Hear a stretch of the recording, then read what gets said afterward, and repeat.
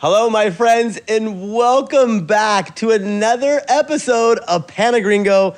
That's right, the podcast for living in Panama. My name is Austin Hess, COO and lead relocation specialist with Do Panama Real Estate and Relocation.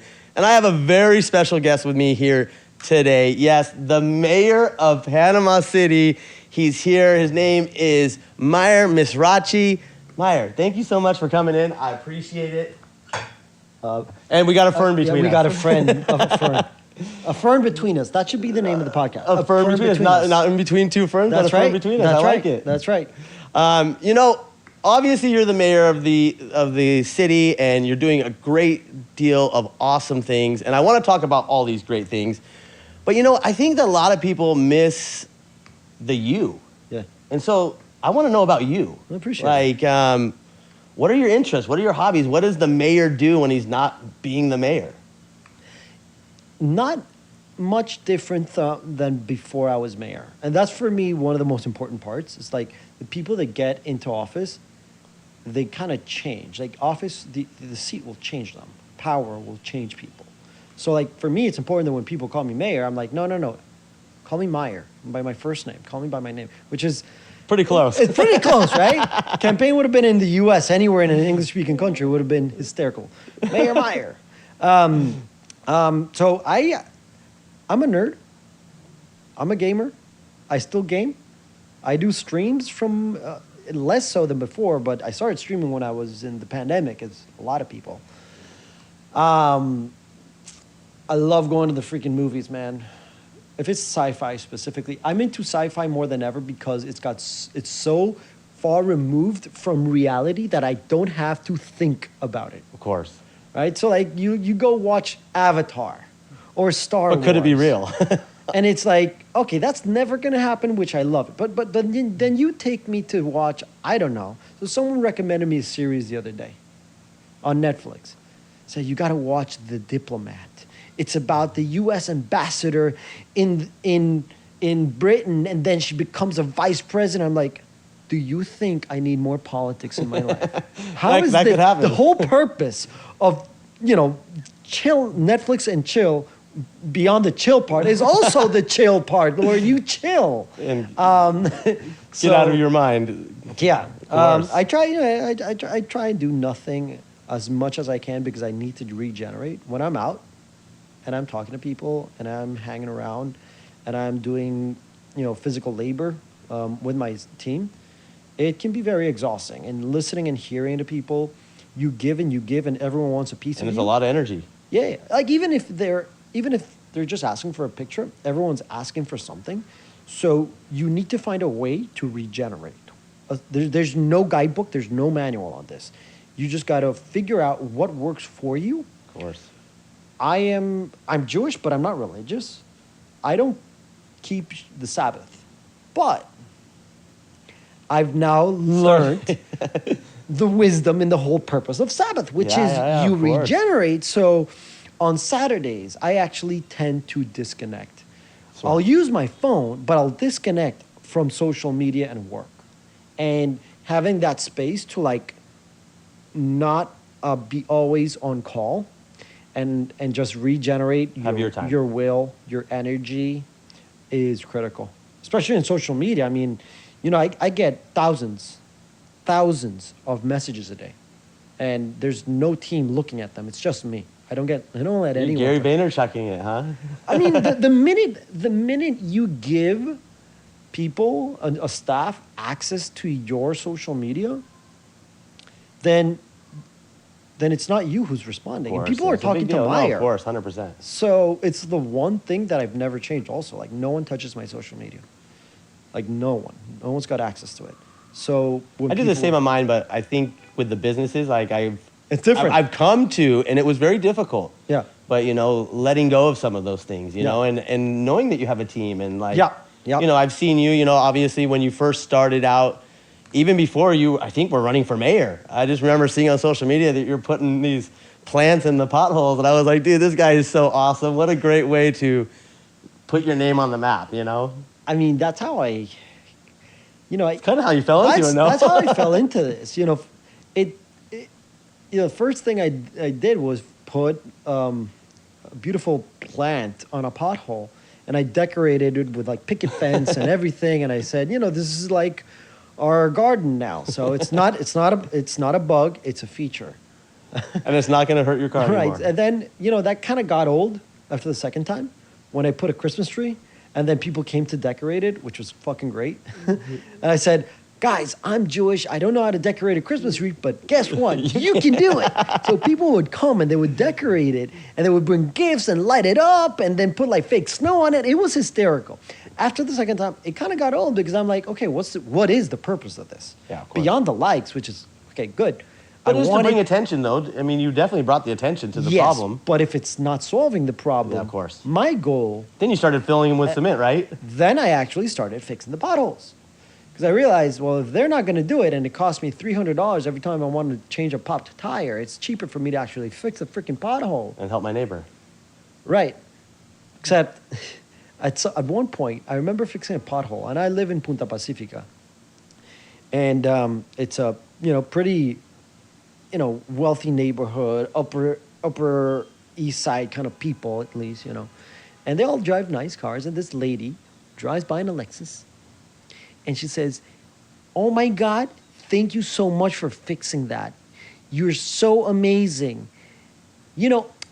I got another pothole right in front of my building. Do you think you can fix that one for me?" And I'm like, "Oh my, are you freaking kidding me? You're driving in a freaking Lexus. I am a citizen just like you. Why don't you fix it?" Yeah, right. Like, I'm trying to set an example. So, yeah, I It kind of didn't fully work, but it did work, though. You're the mayor now. Yeah. Yeah. So it and I worked still with do that. it. And I still fix Oh, cool. potholes, and I love doing it. Now you fix a lot of potholes. Yeah, even though, again, so believe it or not, in the city of Panama, which doesn't work like any other municipality, the city hall, the mayor, is not supposed to be fixing roads. Or it actually doesn't have the legal ability to either fix holes or pick up trash, for example, or like water. That is done by the central government, by a specific authority. So when we're fixing the potholes, if I don't communicate this well, I could be making somebody else look bad in the central government. You see? Of course. So I'm very delicate in using this not as a way to make people look bad, but as a compliment to the efforts that they already do. Here we are complimenting the good work that the Ministry of Public Works is doing. Here we are trying to help putting our little little granito de arena, they call it, because there could be a lot of egos involved in politics, big time. Oh, always, everywhere. Big time, bro. Now, I know we will both love politics so much, but let's talk about some awesome stuff. Yeah. I see on your social media, you're always traveling around this country. Yeah. I've been a big, ever since I stepped foot in this country almost 14 years ago, and my first friend took me over to Bocas del Toro, and I was just blown away. And then I went to San Blas, and then I went to the Pro Islands, and then Boquete, and it was just like, oh my gosh, this place is so small with so many incredible different adverse areas. Yeah, yeah. Where's Meyer's favorite place in Panama to go? It's Bocas. Bocas del Toro. Yeah. Yeah, it's gorgeous, right? So my mom's Jamaican. So I grew up, great part of my life I spent in Jamaica. And for me, when I go to Bocas, it's like Jamaican Panama. Yep, it is. It's got this Caribbean vibe. Everyone speak patois. Don't spoil the island, my people. Bocas del Toro. And yeah, I mean, they got it's, if you ask me, honestly, I think Bocas del Toro has the most unique, I think San Blas is pretty special, but it can't be developed. Can't be, it can't be developed, and it doesn't have all the attractions there. Right. So Bocas del Toro, if you ask me, is the one unique tourism product that the country has that differentiates itself from everything that exists in the region. So, like, I'm very bullish on Bocas. The last time I was there, Well, it's like Pirates of the Caribbean. I mean, it's literally like you're in a movie. yeah. Taxi boats driving everywhere, lots of loud music, great food. The one thing it needs to take off is a good airport. Yeah. Well, and we're getting close, I think, right? I hope so. I mean, there's a lot of talk. I mean, I hope so. You got to fix the infrastructure like sewage and the roads, but if you don't, there's a chicken and egg problem. Yeah. They would say, you don't have the traffic to warrant the investment, but you don't make the investment, and therefore you're not going to generate the traffic. True. You got to be able to appreciate the intrinsic value on this piece of paradise that you have going here. Not just from a eco perspective, but from a social perspective also. The blend of how expats and foreigners live hand in hand with the locals in Bocas is just beautiful. It's amazing. No, of course. Well, and I love this, and I know that it would open up the whole area so much more. But then, when I talk to investors that are looking to buy resorts and bring down, a yoga retreat, for example. Yeah. And I say, they're all big on that, like, oh, when's the airport going to become an international airport? I say, well, listen, like, before I got to Panama, I was very ignorant on Panama. I didn't know much about Panama. And when I flew into Panama City, I was just like, what in the world? Like, I got on the wrong plane. I'm in Chicago. Yeah. Like, I literally thought I went to the wrong country. Yeah. And I love the aspect of, yes, you're going to lose a day or two in your travels, but I do love that people come to the city first and have that OMG factor because our city is incredible. Yeah. I mean, the skyline and flying into this place and then going to Casco. Yeah. But, of course, people that live there or the people that own the hotels, they definitely see the huge value in having direct flights coming right in. Yeah. I mean, I'm the mayor of the city. It's in my interest that people come here, not Bocas, right? Of course. But I'm really speaking logical, out of, too. I'm really speaking out of the interest, the objective interest of how to maximize the potential that piece of paradise has.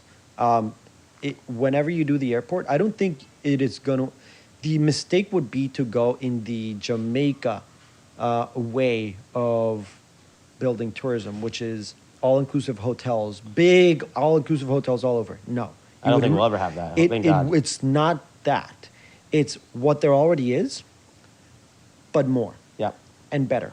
And there's a lot of people coming coming and more competitive right now. because today it's very expensive, not just for foreigners, for locals to go to Bocas. If a Panamanian wants to enjoy his own country, It's either the bus for 10 hours. It's cheaper for him to go to Medellin, to another country, than to his own.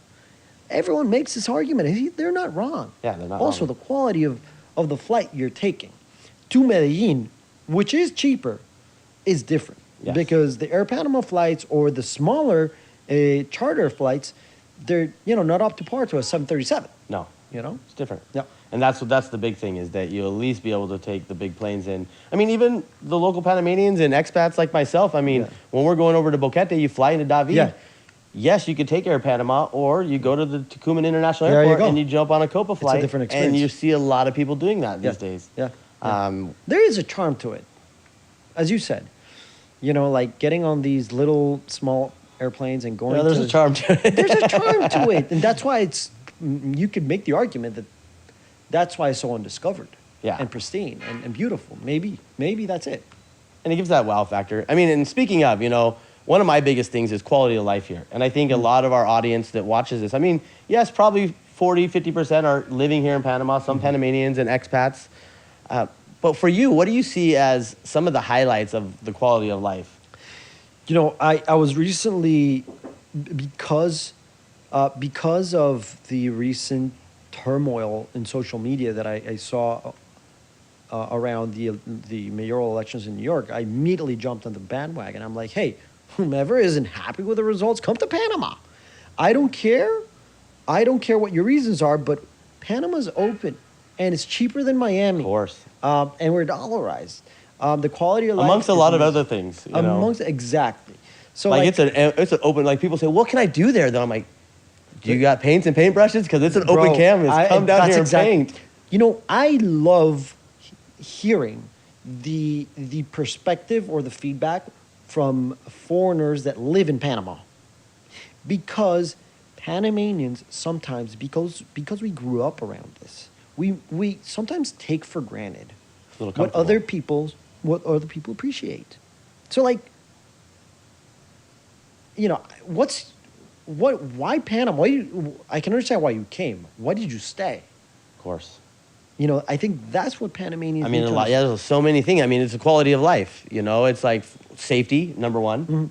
I love this. No, number one is the weather. I mean, I come from the Pacific Northwest, and like, it's freezing cold in most of the year. And Seattle? Yeah, Seattle, Portland, Oregon. Yeah. Okay. When I first got here and it was summertime, I came in January 14 years ago, and Yeah. I had some Panamanian friends who were like, "You just wait till rainy season." I started freaking out, like, Yeah. "What's this rainy season you're talking about? I Is it hate the monsoon? rain." What is it? Yeah. It's not bad. It's not that It's bad. like, It's not that bad. usually 10, 30 minutes of rain in the Yeah. afternoon. You maybe have 25, 30 days of full days of rain here in the city. Yeah. It's like Hawaii, and it's always Huh. warm. It's always Yeah. warm. Like this country never gets cold. I mean, yes, you can get cooler weather in Boquete Yeah. or Altos del Maria or Cerro Azul or Volcan, but it doesn't get like cold. I mean, you got to go to the top of the mountain to, Peru to get like cold. Yeah, the Panamanian Alps. Panamanian Boquete. Alps. You know, Which is I gorgeous. went Have you been there? snowboarding at Boquete. No. I'm not kidding. You can find that on my social media. What, on the sledding hill? I just picked up I took all my snowboarding gear. I couldn't leave the country. And all my friends went skiing, and I'm like, hey, don't worry. I'm going to go skiing myself this weekend. And I took my snowboarding gear, my helmet, my overalls, everything, bro. And I was walking around the bridge in Boquete, and you would see these American tourists that were like, what's wrong with this guy? And I'm like, great Snow's snow coming. today, huh? Great snow. It was hysterical. That's I awesome. like to make fun of the fact that, Panama wants, that's why I call it the Panamanian Alps. It's like, no. It's higher end than just Boquete. It's the Panamanian Alps. Well, it's like, I mean, there's so much, there's awesomeness in Boquete. I love Boquete. it's I wish we really had a nice. little bit of snow, but hey. I was actually planning on going on the 28th. I know the 28th is a day off. So I was thinking of going to Boquete for the weekend. I haven't been in forever. In Yeah, it's a over great 2 place. years. Now, It's quaint. I want to go back to your post about the New York, because I lived in New York for a short term of my life, but I Okay. really liked New York. I love it. I just came from New York. But It was what, awesome. I love it. Since you brought it up, though, Yeah. because you in your post, you're like, you listed some things, we're pro business. Like Yeah. people that are thinking about, like, there's people, like I have clients here right now Yeah. that I've gone out to dinner with, walking on the Cinco Costera, which is my favorite place in the city. I hear you're doing big things out there. I'm very excited about. Yeah.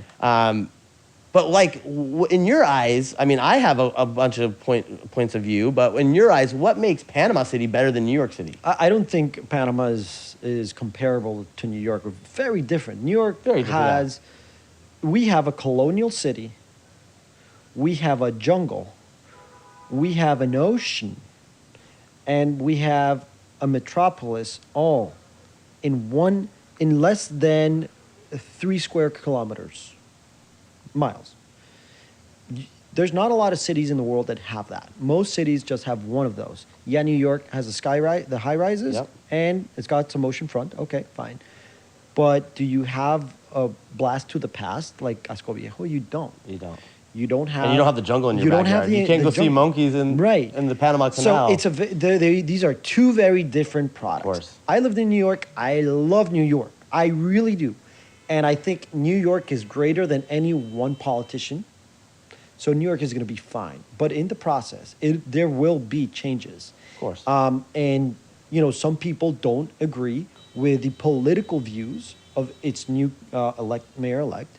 And for those people that are looking to move out, hey, Panama's here, bro. Come on. Look at Panama. We're ready to help you down. Come on down. Yeah. I mean, this is a melting pot of people. This is a capitalist, pro-business society, center, right-leaning governments, and it's indiscriminate to any race or religion.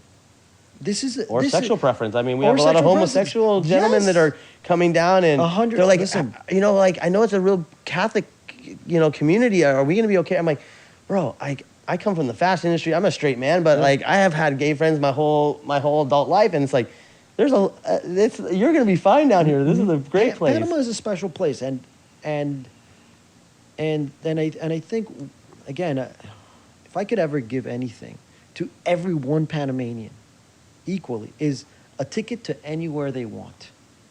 Go anywhere else in the world. So they see how lucky they are? Exactly. Because this place is heaven on earth. I mean, it really is. But it's really hard for you to appreciate your lawn when you you've know never it, seen your neighbors. Of course. It I makes it understand difficult. that. So It makes it difficult. So, I did mention the Cinta Costera. yeah, I love the Cinta Costera. I mean, I'm literally out on this beautiful element of Panama City yeah. every single morning. Okay. And sometimes in the afternoons. Like, I love it that much. That's where I go to put on my Joe Dispenza and just zone out and get my mindfulness and Nice. recuperate. I hear some big things are happening out there. Do you Yeah. want to talk about that? Yeah, I mean, Can we talk about that? Yeah, we can. I mean, Are we getting a Ferris wheel? listen. I think a Ferris wheel is definitely plausible. Investors? The idea here is that the government can fill that hole that we have there. It's where the yacht club is, right? The yacht club, yeah. Great. You know, we're in talks with the central government to actually put this together. And the city and the government of Panama create a beautiful, transformative project. And when the time is right, I don't want to jump the gun on this. When the time is right, I think people are going to get very excited for what's being proposed. It's going to be really nice. I can talk about something else that's also going to happen in Ciudad Costera, which is the fish market. What's going to happen at the fish market? Well, the fish market is the most popular market in the country. Yeah. So it's also the most attractive to tourists. So we are proposing, one of the problems that the fishermen and the operators inside the fish market have is that, well, they have this dock that can only be used in high tide. Yeah. So they're like, we need a new dock. But like, okay, the new dock has to be all the way over there, and the market's over here. By the time the fish gets here, it's already gotten rotten or gotten plucked out by seabirds or pooped on or rained on. So I think we got to move the fish market to a closer location to the sea, and there's space. And we're looking at something that is going to be beautiful. I don't do anything on my own.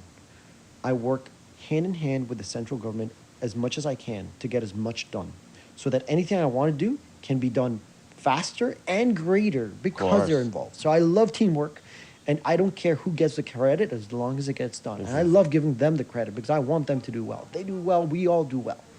So that's a project we're working with the Ministry of Tourism. Awesome. Yeah, that's going to be freaking awesome. And I'm telling you, I think Panama that is like we're right there. Like, it's happening right now. I mean, I see it because obviously I'm working with people that want to move here. Like, that's my company. Yeah. My company brings people here. We help people relocate, find real estate, attorneys, move their dogs down, whatever. And there's a lot of people coming down. A lot. Like, this whole year has just been insane. My role as a mayor is create a more cohesive operating system for the city and be that and spearhead that courtship that you're doing. So you can trust on me and City Hall for any such efforts that you guys do to attract people. Hey, come to Panama. That's what I do when I go to the Grammys and say, hey, come do the Grammys in Panama, or do this, or come visit Panama.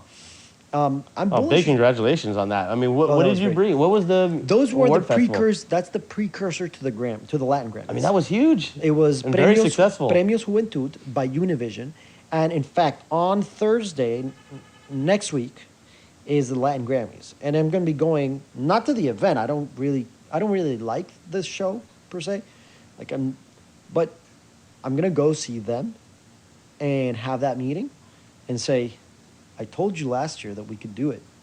Now these are the results. Are you ready? Let's do it in 2028. I like it. You know, Okay. and so you know. Well, if someone's gonna dream big, at least We there's a guy gotta. like you that can make it happen. We gotta, and you know Yeah. that's the opportunity. When you're talking about this being a blank canvas, that's what it is. Yeah. If you Start can painting. dream Let's have big, fun. Yeah, you can do a lot in this country. It's left to be done. We need more dreamers and executioners, visionaries. We need that. I love it. Well, I appreciate you coming on again. Thank you, man. It's been an absolute pleasure being able to talk to you about what you're doing here in the city. I mean, there's a million other things that you're doing. We love it all. I'm super appreciative. I know that the people out there that are looking at Panama and the people that live here, and of course, your fellow Panamanians, all love what you're doing. And yeah, thank you so much. Thank you for having me. Thank you for being in Panama and promoting our city and our country. Absolutely. I'm a Pana Gringo. Come on. Pana Gringo.